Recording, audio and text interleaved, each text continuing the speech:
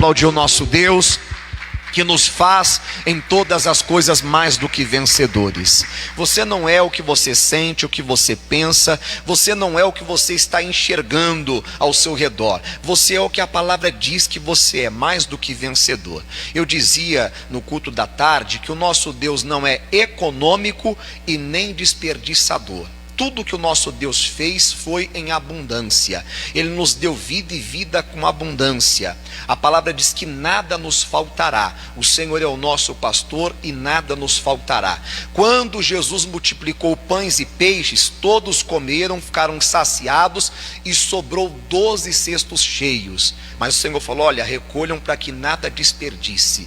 Então o Senhor está nessas palavras e nessas operações nos ensinando que Ele não é econômico e nem desperdiçador, mas que Ele faz muito mais do que pedimos ou pensamos. Então sempre espere mais de Deus do que você tem pedido ou pensado. Creia que Ele vai te surpreender, Ele vai fazer você ir além, Ele vai fazer você viver o melhor dEle. Mas você tem que crer, você tem que se assumir na palavra de Deus e não permitir o inimigo oprimir você. Senta um pouquinho enquanto eu estou falando e sejam bem-vindos, amém? O pastor de Tagarela começa a falar e não dá nem boa noite para o povo, né? Uma boa noite para todos vocês que estão aqui. Você de casa, uma boa noite. Quem vai acompanhar outro horário, boa tarde, bom dia, dependendo do horário que você vai acompanhar. Mas nós temos que nos assumir na palavra de Deus. Jesus fez uma promessa lá em João capítulo 8, versículo 36: se o Filho vos libertar, verdadeiramente sereis livres. Era uma promessa e Ele cumpriu. Porque quando Ele foi crucificado, ali Ele tomou as nossas dores e enfermidades, o castigo que nos traz a paz foi colocado sobre Ele, Ele pagou a nossa dívida, e Ele cancelou a nossa dívida, e não devemos nada mais para o diabo. O diabo não tem mais domínio sobre nós, porque aquilo que devíamos, o nosso Senhor Jesus Cristo pagou.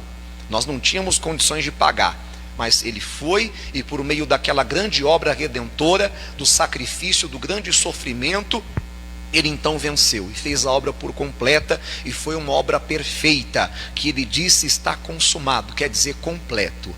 Então não precisa de se fazer mais nada, temos que crer no que Jesus fez por nós e tomar posse da bênção, reivindicar a bênção, assumir-se naquilo que a palavra garante para nós. Então era uma promessa e Ele cumpriu. Porque lá em Gálatas está escrito no capítulo 5, versículo 1: para a liberdade Cristo nos libertou. Era uma promessa e Ele cumpriu essa promessa. E você tem que se assumir nessa palavra. Nessa tradução diz: estai, pois, firmes na liberdade com que Cristo nos libertou. Não é uma promessa que Ele vai libertar, libertou, é uma afirmativa. Jesus, eu sou liberto. Eu não aceito mais o inimigo me enganar, me dominar, colocar qualquer coisa que venha me causar dano, que venha me fazer mal.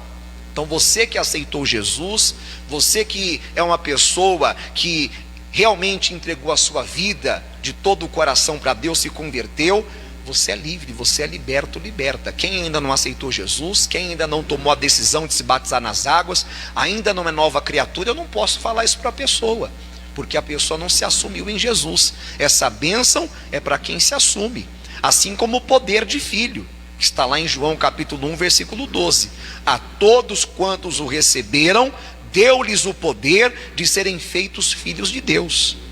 Então nós somos feitos filhos de Deus quando recebemos Jesus, quando passamos pelo novo nascimento, que é o batismo nas águas, o sepultamento da velha criatura, e quando somos cheios do Espírito Santo, a obra se completa. Aí você então tem que se assumir naquilo que a palavra diz e ficar firme. Por que o Senhor está mandando ficarmos firmes? Porque quando Faraó, quando Deus libertou o povo do Egito, estou voltando lá no passado agora, o Faraó não aceitou o povo ficar liberto. E o que ele fez? Ele pegou o exército dele e foi atrás do povo, a fim de levá-los de volta para o cativeiro. E é o que o inimigo faz hoje com muita gente. No Novo Testamento está escrito que quando um espírito mau sai de uma pessoa, ele anda por lugares áridos procurando repouso. Não encontrando, ele diz: voltarei para a casa de onde saí. e ele traz 7 espíritos piores do que ele. Então o inimigo não está feliz com a obra que Jesus fez por nós, porque ele não tem mais domínio sobre a nossa vida. Ele não pode mais colocar o que ele quer na nossa vida como ele colocava antes. E se ele tentar colocar, você pode usar o poder de Deus, você pode usar a autoridade no nome de Jesus e expulsar e resistir, que ele tem que pegar o que é dele e sair. Então ele fica tentando de todo jeito para voltar a nos dominar, para fazer a gente voltar para o cativeiro. E às vezes o povo diz: eu queria voltar, pessoal. Quando enfrentavam lutas, adversidades, eles começavam a murmurar, ficavam chateados com Moisés, que era o líder deles, ficava chateado com Deus. E o demônio age do mesmo jeito hoje. Às vezes você enfrenta uma batalha, aí você fica chateado com o pastor, fica chateado com a igreja, com o ministério, com o pastor Jaime, com o missionário, com Deus, murmurando contra tudo, contra todos, e é tudo que o diabo quer, fica pensando em desistir. Estou falando você, mas pode ser que não seja você, mas alguém age assim. Não estou generalizando, dizendo que todos são assim, mas posso dizer que uma maioria age dessa maneira, sempre pensando em parar, em voltar atrás. Não, Jesus não nos libertou da mão do inimigo para voltarmos atrás, e sim para avançar, rumo à terra prometida que mana leite e mel, rumo à nova Jerusalém celestial. Então assuma-se no Senhor, fique firme na liberdade que Cristo te libertou, e não volte ao jugo da escravidão. Não aceite nada que é do mal na sua vida, e assim você vencerá. Amém? Vamos aqui em Salmos 34. Salmos 34, tem uma mensagem aqui do coração de Deus que vai nos edificar. E você de casa, se você puder compartilhar essa transmissão, compartilhe. Se você puder curtir, dar o seu joinha, né, colocar um coração, colocar a força aí, o que você sentir de colocar.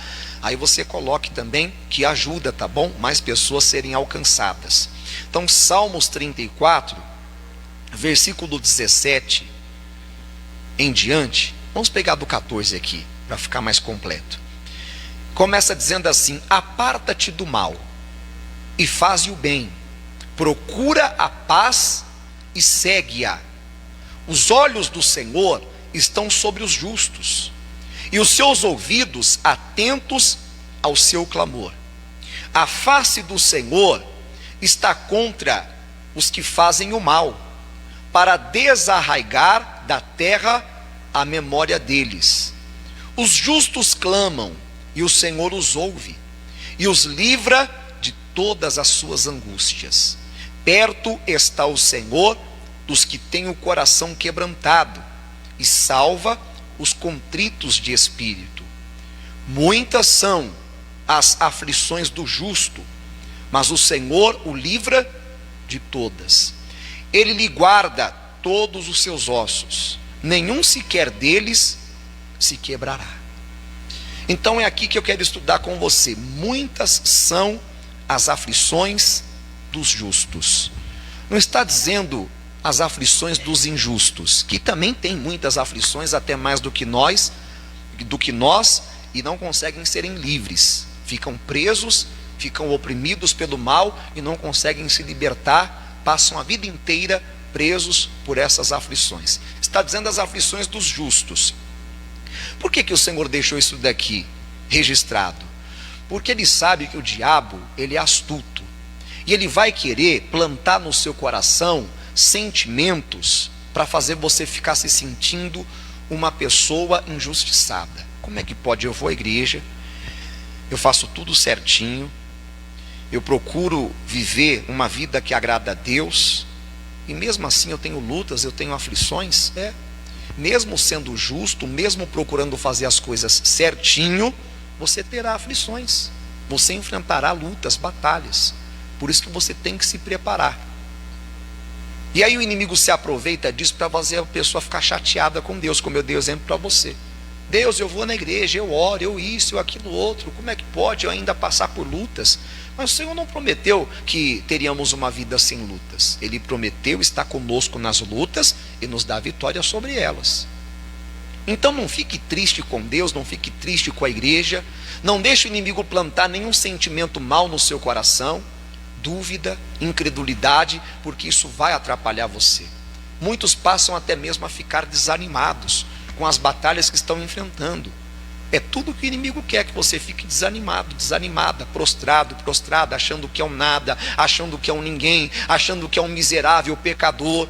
Então ele trabalha dessa maneira, para plantar pensamentos, sentimentos na pessoa que não agradam a Deus. Para quando a pessoa for orar a Deus, ela não vá com toda aquela fé, com toda aquela certeza. Ela vá com dúvida: eu não mereço, é que eu sou pecador.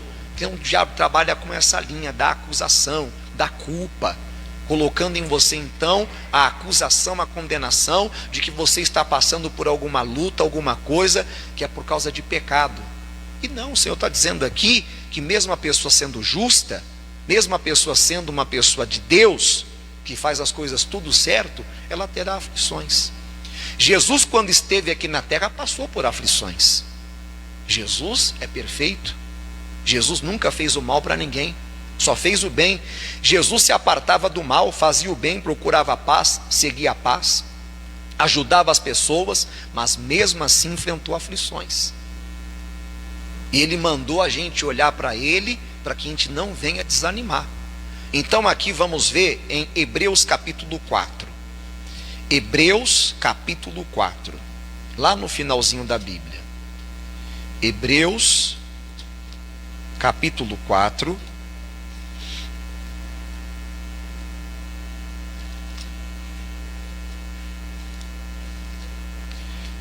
Versículo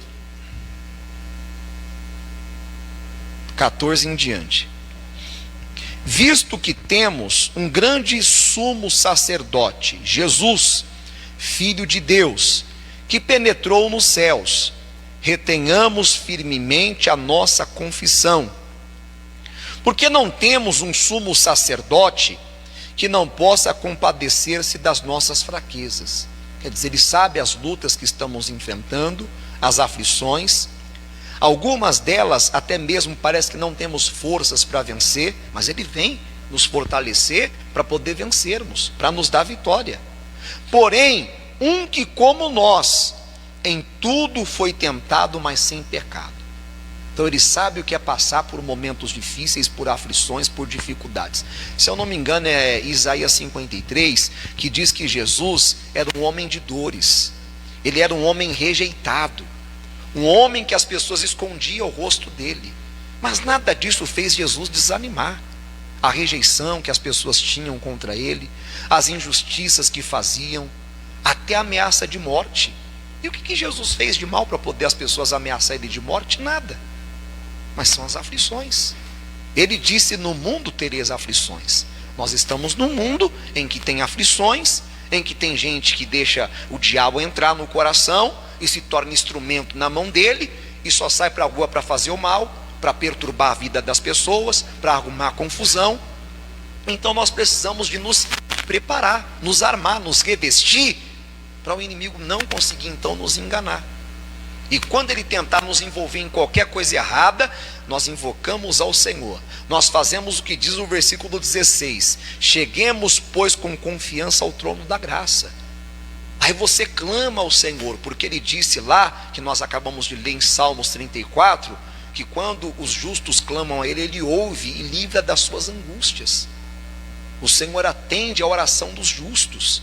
Então nós chegamos com confiança, na certeza que o Senhor, que é o nosso sumo sacerdote, que é o Todo-Poderoso, e diante do nome dele todo mal tem que se curvar e se dobrar. Chegamos com confiança, com ousadia, para que possamos alcançar misericórdia e achar graça, a fim de sermos ajudados em tempo oportuno. E ele vai então ajudar, e livra você de todas as aflições.